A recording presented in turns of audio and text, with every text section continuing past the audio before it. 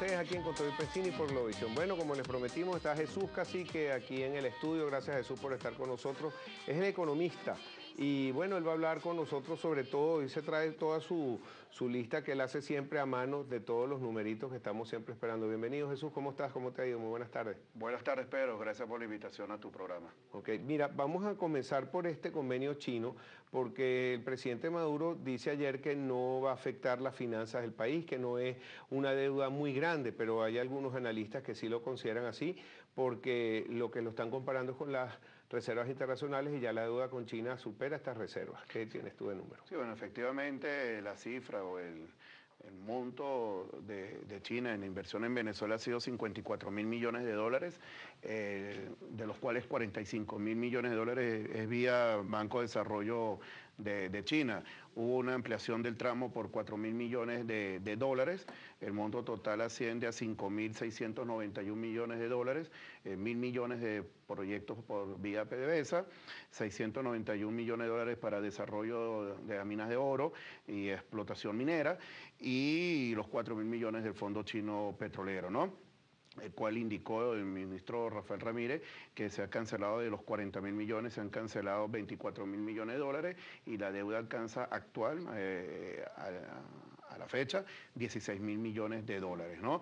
El nivel de reservas internacionales de Venezuela se ubica en 20.770 millones de dólares. Hay que destacar, Pedro, que en el año 2013 las reservas internacionales cerraron en 21.481 millones de dólares, han disminuido en el año 2014 711 millones de dólares, que es el equivalente a un 3%, ¿no?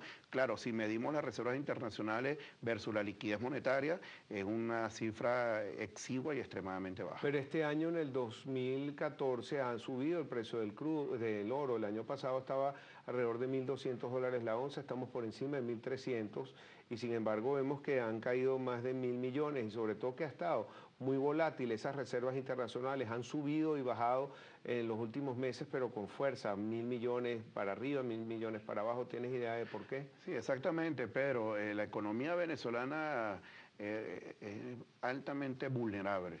Una vulnerabilidad bien importante. Del 100% de las exportaciones petroleras, 96% es vía petróleo, y del 100% de las reservas internacionales, el 73% es oro.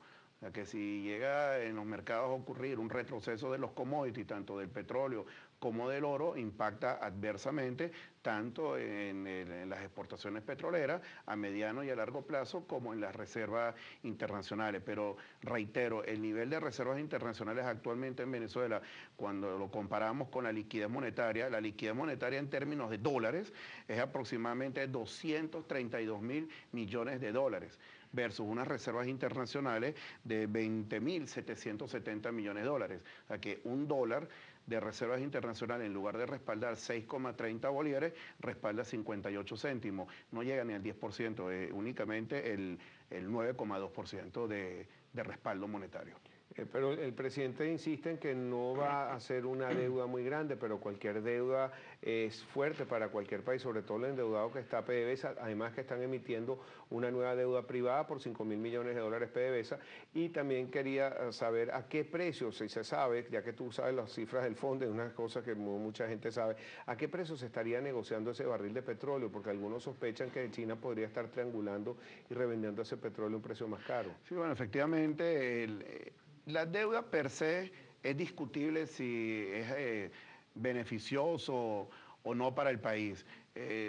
Lo que preocupa a todos los venezolanos es el nivel de endeudamiento que atraviesa Venezuela, que está alrededor del 56% del Producto Interno Bruto. Estos convenios, Pedro, en otrora, te voy a dar un ejemplo, en el año 2013 se efectuaron una serie de convenios con diferentes países y la economía apenas tuvo un crecimiento del 1,3%, o sea que no necesariamente los convenios que se realizan con países va a impulsar el aparato productivo en Venezuela. Yo creo que el gobierno tiene que apoyar al sector privado en Venezuela, que es el motor de la economía.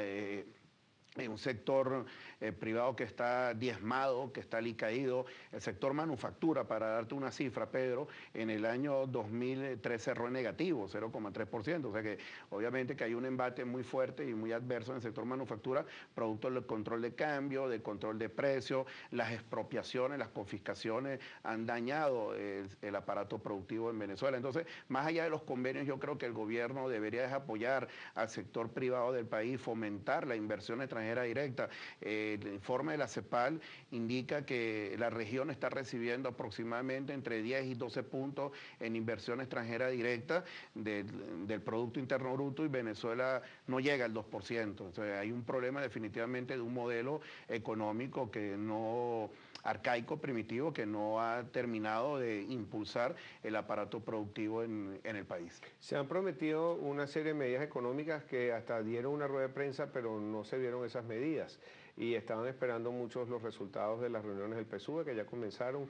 Quizás para la semana que viene, ¿tú crees que podemos esperar humo blanco? ¿Vamos a ver una conversión cambiaria entre 25 30 bolívares, que hasta el presidente de Cámara lo está pidiendo hoy? Sí, la unificación cambiaria es una de las propuestas del gobierno, igual que en el ajuste de los precios en los servicios, y un posible incremento del precio de la gasolina, pero un tipo de cambio de 6.30 a través de Sencoex y el tipo de cambio SICAT 1 que está en 11, son dos tipos de cambio fuertemente sobrevaluados, inviables, donde tú fomentas las importaciones en detrimento de la producción nacional.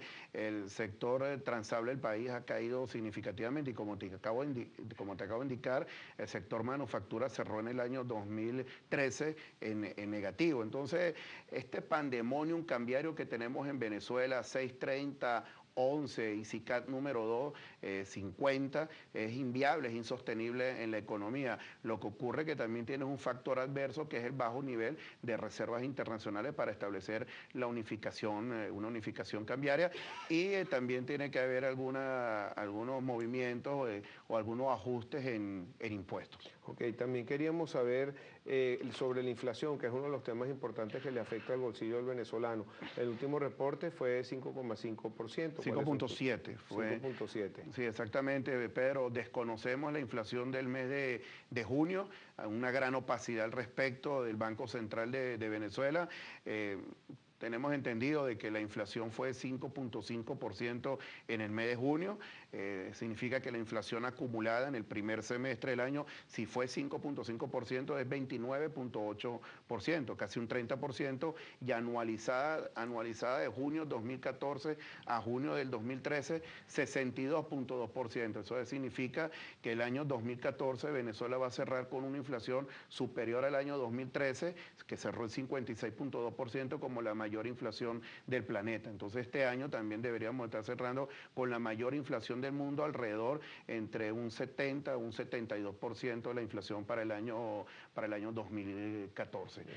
Y permíteme, para exhortar al Banco Central de Venezuela que publique la inflación, la escasez, que desconocemos nosotros los venezolanos, de la misma manera que publique el primer trimestre del Producto Interno Bruto, para poder medir y evaluar cuál ha sido el desempeño de la economía en el primer trimestre del año 2014.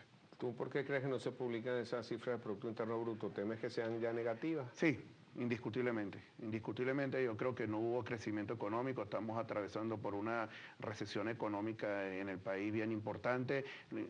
Lo que tenemos es que examinar cuál fue el comportamiento en manufactura y comercio de estos dos sectores que representan una cuarta parte de la torta del Producto Interno Bruto, cuál ha sido la evolución de dos sectores que son fundamentales para el desarrollo económico de Venezuela. Y de continuar así, con estas cifras negativas, vamos a cerrar el año 2014 en depresión económica. En cuanto a los pasivos de PDVSA, vimos que le aprobaron una nueva emisión de regulación S, una colocación privada por 5.000 millones de dólares. ¿Cuáles son tus números de estos pasivos? Y si PDVSA tiene no solo capacidad de seguir endeudándose, por muchos de los inversionistas y de los asesores dicen que bueno, que está bien que se endeude si va a ir a aumentar la producción. La OPEP ya revela que tenemos más de 2.800.000 barriles que se están produciendo, pero ¿cuál es la realidad entonces? Sí, bueno, según las cifras de PDVSA y del PODE, en el año 1998 la producción se ubicaba en 3.329.000 barriles diarios. Al cierre del año 2013 la producción de PDVSA es 3.015.000, o sea que hay un estancamiento y una caída en la producción de PDVSA. Ha disminuido 314.000 barriles diarios, que discrepa levemente la cifra con la OPEP, aproximadamente en 200.000 barriles diarios, porque la OPEP indica que son 2.800.000 lo que estamos produciendo. Pero lamentablemente algunos personeros del gobierno no indican los niveles de endeudamiento de PDVSA. Para darte un ejemplo, el pasivo total de PDVSA en el año 2005 cerró en 23.270 millones de dólares. Para el año 2013, 146.634 millones de dólares el pasivo total de PDVSA. Ha incrementado 2005-2013 el pasivo total 123.364 millones de dólares. Es el equivalente a 530%. De la misma forma, la deuda con proveedores, en el 2005 la deuda con proveedores era 4.993 millones de dólares y al cierre del año 2013 la deuda cerró en 21.404 millones de dólares, un incremento del 328%. O sea que tampoco la estatal está en una situación boyante, como le indican algunos personeros del gobierno central. Mira, tenemos que ir a una pausa comercial, Jesús, y quisiera hablar contigo al regreso nuevamente sobre la inflación, también sobre los números del SENDA, la canasta familiar, la canasta alimentaria, la canasta básica, perdón, para comparar y cómo van también año tras año en ese. Yo quiero enseñar, perdóname, estos son los cálculos a mano que trae siempre el señor Jesús Cacique, sin ningún tipo de hoja electrónica ni de Excel, los hace a mano. Que salgo apurado y efectúo los cálculos en una hora. Está calentica, así que ya venimos con esto.